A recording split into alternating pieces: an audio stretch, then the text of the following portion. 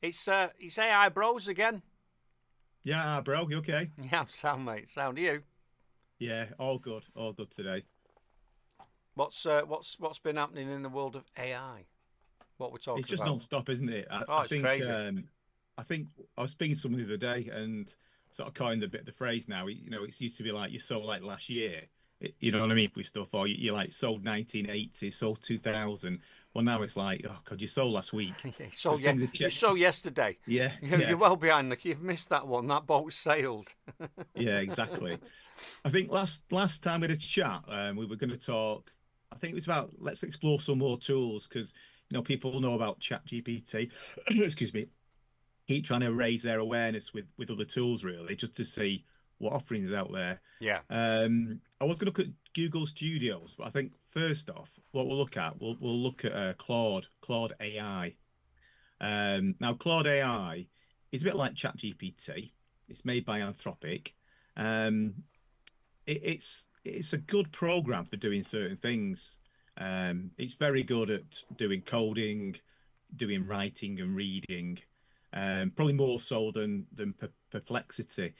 Perplexity is another AI tool. You can go out there and do research, but Claude seems to do it better. You've also got GenSpark, which is another good one. But today we'll have a look at that. So I've signed up for an account. I've not Oh. done anything else with it yet. Oh. So what we'll do is we'll have a play. If it doesn't Oh. work, it doesn't work, and we'll see if we can do some I love examples. these. I love these real time shenanigans. It's brilliant, brilliant, isn't it? Yeah, no Where it problem. could. Can you give me superpowers? Well, And what I'll it's do is yeah. You should have superpowers. You've always got superpowers. I know I want the other superpowers. You always say that, I and I think go, you've yeah, got it. give I me think yeah. I'm blagging it. I don't know. I'm just presuming. There you You know go. what I mean? There you go. Instant superpowers. We're in the Right, same okay. studio. You don't need any powers. Just come in. Yeah, but I'm sat next to you. I need to get sorted. Right, let's. You could press the buttons as well. Yeah. I've signed in as a new account, so Yeah. I've never played with it before. Um, this is on the free plan. There are various plans, and the next plan up, I think it's about, don't quote me, around $17 or something like that. Right. And you just get extra things which we'll go through later on. So if your first thing to do with anything like this is always click on your name that's at the bottom left and go to settings. And what you want to do with it is you just want to sort of personalize it. So put your name in. You can put what you do for a living, etc. Yeah. And what personal preference should Claude use, so you can be a bit more specific. It just helps the user experience to be a bit better. You can also choose your color mode and your type of font. There's a dyslexic friendly one there. I think it says hello dyslexic people, so that'll be handy for you, Kurt. Yeah. So that's dyslexic font and things like that. So this is just basically in the settings. Sometimes they do change it around. There's a thing called features, and what you want to do is ensure that artifacts are switched on, Right. and if there's anything experimental, it's always worth having a go. On this one, it's create AI powered artifacts tick and analysis tool tick. So Yeah. I've enabled them. That's all I've done so far today. Okay, so we can go back to the new chat up at the top left, and it's very similar to ChatGPT in terms of how it Hmm. works. Yeah. I think the first thing I want to try is, and I was just playing about with some stuff, thinking about the radio station business, is if we put a prompt in here, and what it's going to be, it's around some fake data. So I've made some fake data using ChatGPT Hmm. and basically said, give me 50 lines of code. And within that, it's like an Excel sheet. Make sure the data has got trends for listeners, advertising revenue, demographics, etc. And this is so that we're going to get Claude to look at this and try and come up with some visualizations and some kind of report as well. So what we're trying to find out is a strategy to increase the listeners and to maximize the sponsorship opportunities. So a bit like Blue Peter, I did actually create the file here. And you can see it later on if you want to. All it is an Excel file, a dead simple Excel Excel file. It's called a CSV file. Okay, so I've dropped it down, just dropped it in down there. You Yeah. could have uploaded it, and then we just play go. Before we do it, there's different version of Claude, and some people think Claude's male. I always think it's female because I've got a friend called Claude.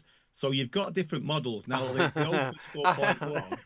I thought you were going to say some sexist analogy there, but never mind. Carry on. Yeah, the Opus 4.1's up there. That's for the Pro model, and then you've got some of the other models down here that you can use as well. So you've Yeah. got like these little things here. They're a little bit like poems. The way that it sort of works is, and I'm rubbish at saying things, foreign names, but basically they're like little Move that sentences, and they go bigger and bigger. That's how they name them. So that the sort of sonnets, they get bigger and bigger. Eventually you'll have like War and Peace or something like that. But Yeah. that's why the naming strategy is. So at the moment we're up to here now in terms of Yeah. Claude Sonnet 4. So if you just press up, which is like enter, you'll see a little circle. Now what it'll do is it'll start to tell you how it's working through. So it's analyzing the actual data, and Mm. it's parsing the data. Now if we didn't have that artifact thing switched on before, you wouldn't be able to do this. So you just need to make sure that's enabled. It's a bit like putting in a desktop for it to work on, or a workspace, best way Yeah. to describe it. So it's still going through it now. It's looking at the data, and every time you see the little spinny icon there, it's thinking about something behind it. It's Okay. saying, "How can I So, help you today?" Well, you're yes, busy. You're busy. exactly. You're busy doing it now. Chill out. Focus on Yeah, that. come on, Stop asking me questions. come on, Claude, sort yourself out. So it'll work through it. So what it's doing though is with that prompt, it's actually using its thinking power inside it, and actually looking at the data and coming up with the answers to it. So what it's saying here is it's examined it. It's now deeper analysis to Right. try to get the insights and prepare the data for visualizations. Now, in one of the companies I used to work in, we used to have a massive team of people who used to do this type of thing, and could take them Yeah. days to come back with information, or weeks, depending on their workload, and it would take them ages to analyze stuff like this. So what it's doing now, it's going through it now. The Excel sheet I give him, it wasn't just a simple like two columns. There's quite a bit of information in there. So now what it's done, it's curating a dashboard, and if you look on the right hand side, Yeah. you'll see the actual code that sits beside it. It can use JavaScript, it can use Python to come up with answers. So it's going through it now, and it's actually making its own little tool to be able to create the visualizations. So Mm. it's not just like a chat GPT and going, the answer's seven. It's actually working out how to do it, Yeah. providing its own tool to then provide the visualizations. Nice. So it's taking its time because there's a lot of work going on. Right, what's it saying now? Yeah, so it's try fixing with Claude, see if it does it. See what it does. So we've not ran it before, so it's going, actually, look, we made a bit of a mistake there. So let's go back through it and see if we can fix ourselves. So now I clicked on that, and Claude is helping to edit what it's just prompted out there. Right. So we'll let it whiz through a little bit longer. I can keep talking while it's doing it anyway. It's up to bore people. So the thing about it is, I say it's very good at coding, which it is. It's very good at writing things. It's very good at reading things as well. And what I mean by that is you can actually get it to go and research things. So go and research competitors' websites, go and research, some other information. It's really good at doing that. Mm. And one of the other things it can do, which can do lots of things, is it can build custom web apps, which I'll get onto later on, and we'll have a go at seeing if we can make a little game later. So this is the analysis it's come back with now. So this information here would have taken quite a while to do it manually. So it's saying, who your key areas are, your demographics. It's even down to the genre. It's going really fast, but it's hard to read. But here it's coming up with a strategy, and we can scroll back later when it's finished it to say how can this radio station improve its performance. So let's keep going. I mean, if you think about it, how long or how much would it cost you as a business to try and get someone to make this on your behalf? or if you've got a team working on it, they tying up the team for quite a long while to come up with that. Yeah. So it's done it now. It's even give us like actions the next 30 days. So I'll scroll up. It's sort of give you projections. I should really go to the top, but it's look at all this information it's giving you here. So it's telling you the key metrics, telling you which is the most successful show by listeners and the amount of money you're making, when the peak listening times. Must be all these people who can't sleep down there. London's got the best ratings, etc., etc. Who sponsors you? So all this stuff it's gained from that information there. Right. Okay. Etc., etc. So then, okay. Oh, let's do a refresh. What it should have done then, what I was hoping it would have done. I said, bear in mind, I've not used this one before for doing this. I would have liked it to have come up with the actual. I don't want to see it publish it. I don't want to publish it. Yeah, I wanted it to come up with the actual visualization. Right. So it doesn't like it now. So it doesn't like it. Yeah. So that's one of the things. With AI, it got there, but just for the sake of a column, sorry, a comma, it failed. So it'd go back again, and it's in the background now. It's still redoing that, but we'll leave that running because you get the idea of it anyway. It'll, Yeah. it'll Yeah. produce a visualization Yeah. like graphs and charts you can move around. But conscious of the time, so the other bit I want to show you is the thing called artifacts. On the left hand side, there are four little dots, and you can go and pick an artifact. And what they are, they're like little apps or little custom GPTs almost. So let's play a game. Let's pick a game. All right. So let's have a go. So join the dots. Some people might call it Connect Four. So who should go easy, medium, hard? Let's go easy because otherwise I don't want it beating me. No, so it's my turn. So you go there, the AI's gone, and what it'll do is it'll tell you, or it tells you, what it's doing. So it's just like the game of tic-tac-toe, basically. It's coming up with an error because I've reached my limit now, but it's letting me play away. So if you ever played this game, you'll see how it will work. So it's quite clever, and it actually tells you down here. It's doing really fast. If it's really doing fast, but it's telling you how it's thinking. Yeah.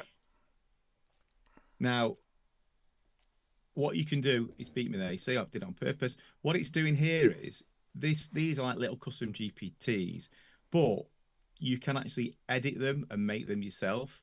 So you can customize them, or just by a prompt, a dead simple prompt, you could make one of these quite simply, or a game of your own design. You So could how did say you do that then? Or was it already you just there? this one was already there. This is like in the little. Yeah. This is like in the little. Someone's made these Oh and yeah, just yeah, yeah, yeah. published them, but they've made them just with a little simple line of code. So the code to make something you could say, create me an interactive game. It can be a memory game with a row of 10 by 10 columns that has shapes inside it, and every time there's a match, increase the score. Yeah. Also had a button so you could reset it. Then within no time at all, it would make that. Once it's made, you can then choose share, and you can make it appear in something like here as well, so someone else can share it as well. Wow. So it's just something else you can do. So it's another tool.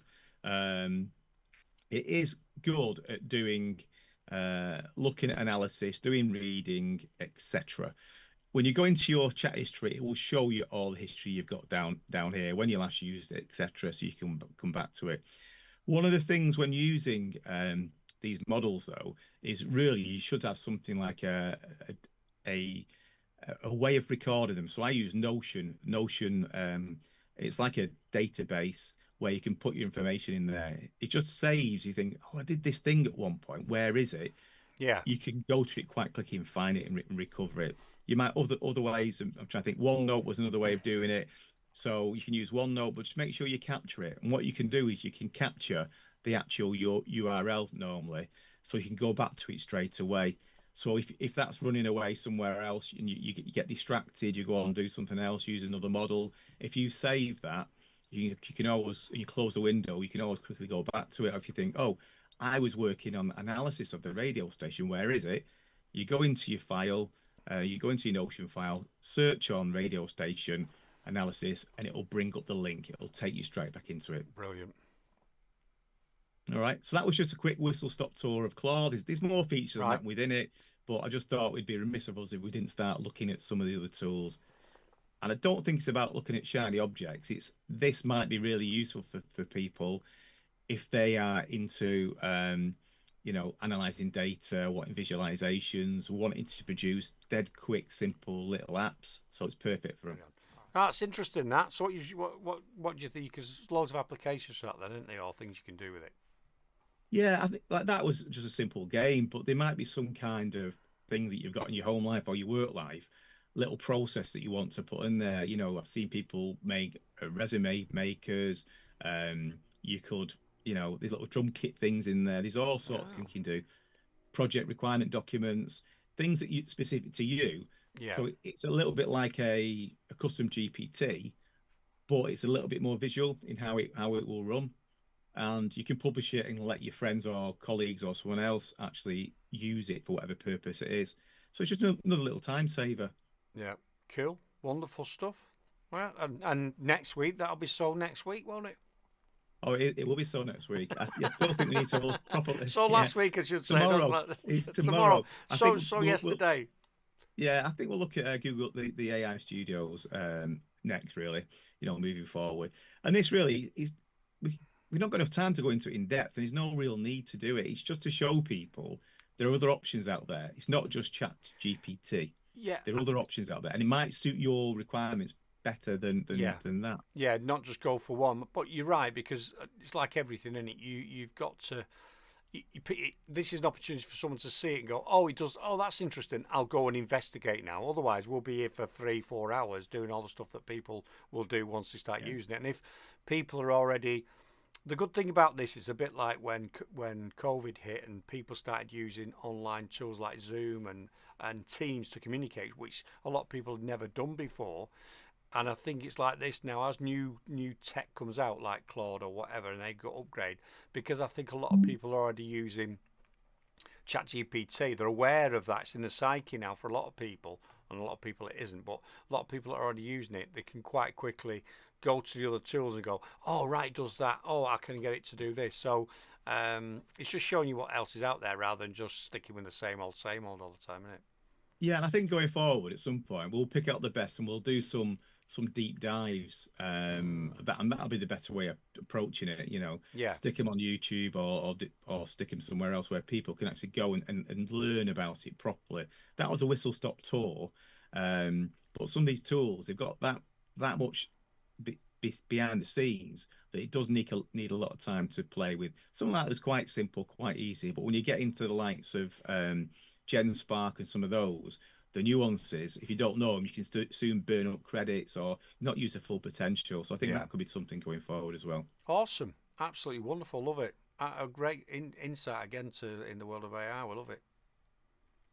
All right. Well, I'll see you next week, Arcade. It'll feel like next year. It will. It will. In fact, I might not be here. I might have a robot here instead. See you later. See you later.